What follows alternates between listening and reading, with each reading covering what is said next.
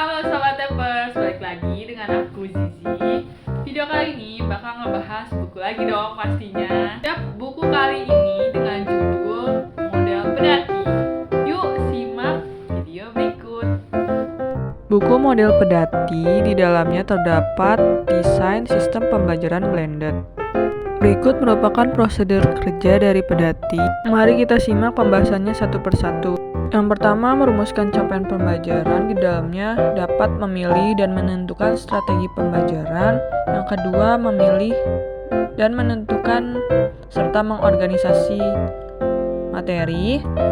Kemudian memilih dan menentukan asesmen dari evaluasi hasil belajarnya, lalu memonitor keberhasilan suatu proses pembelajaran, dan yang terakhir, mengevaluasi keberhasilan suatu proses pembelajaran. Di sini adanya kriteria capaian pembelajaran dari beberapa tokoh, namun yang akan dibahas menurut Major tahun 1984. Di sini ada 4 kriteria capaian pembelajarannya. Yang pertama, audiens, yaitu siswa, mahasiswa, atau peserta belajar lainnya. Kemudian ada behavior, yaitu perilaku yang menunjukkan mahasiswa tersebut telah menguasai pengetahuan ataupun keterampilan. Yang ketiga ada kondisi. Kondisi yang dimaksud adalah kondisi penguasaan pengetahuan yang ditunjukkan oleh mahasiswa. Dan yang terakhir ada degree atau standar minimum yang harus dilakukan. Di dalam prosedur kerja yang kedua itu ada memetakan dan mengorganisasikan materi bahan kajian. Belum menentukan sub capaian pembelajaran, tentunya ada yang namanya capaian pembelajaran.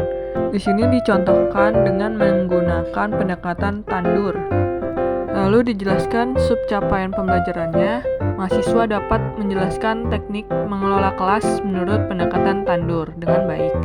Lalu secara kelompok dapat memilih aktivitas pembelajaran di mana unsur T yaitu tumbuhkan, yang kedua A alami, yang ketiga N namai, dan D demonstrasikan, U ulangi, dan R rayakan. Kemudian diberikan contoh dari unsur-unsur tandur tersebut.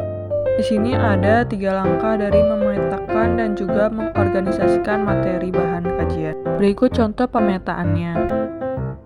Langkah ketiga adalah memilih dan menentukan setting belajar. Langkah ketiga ini merupakan upaya menentukan apakah capaian dan pokok atau subpokok bahasan tertentu dapat dicapai melalui aktivitas pembelajaran asinkron ataupun sinkronus. Berikut adalah kerucut menurut Edgar Dell yang dapat diserap jika pembelajaran itu diterapkan. Contohnya, jika murid belajar dari buku teks, 10% dari apa yang dia baca akan diingat, 20% dari apa yang mereka dengar, sampai 90% dari apa yang mereka lakukan dan rasakan sebagai pengalaman yang nyata. Berikut adalah contoh hasil pemilihan dan penentuan aktivitas pembelajaran sinkron maupun asinkron.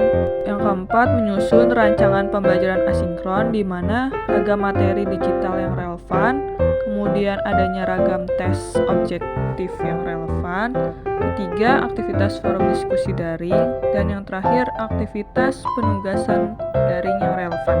Kemudian, hal penting dalam merancang pembelajaran asinkron diantaranya adanya alur pembelajaran daring, yang kedua ada objek belajar, ketiga kriteria pemilihan media yang relevan, dan terakhir asesmen dalam pembelajaran asinkron. Nah, di dalam alur pembelajaran daring adanya pedati, yaitu pelajari, dalami, terapkan, dan evaluasi. Di mana pelajari melalui materi digital, kemudian dalami melalui aktivitas forum diskusi online, terapkan melalui penugasan online, dan evaluasi dari kuis ataupun tes objek. Menurut Learnitivity menggambarkan objek belajar sebagai berikut. Dalam menentukan kriteria pemilihan media digital, harus menyesuaikan dengan ragam pengetahuan. Contohnya ada fakta, ragam medianya bisa berupa teks, audio, visual, video. Nah, kalau dari konsep bisa semua ragam media kecuali simulasi. Begitupun dari prinsip dan juga prosedur.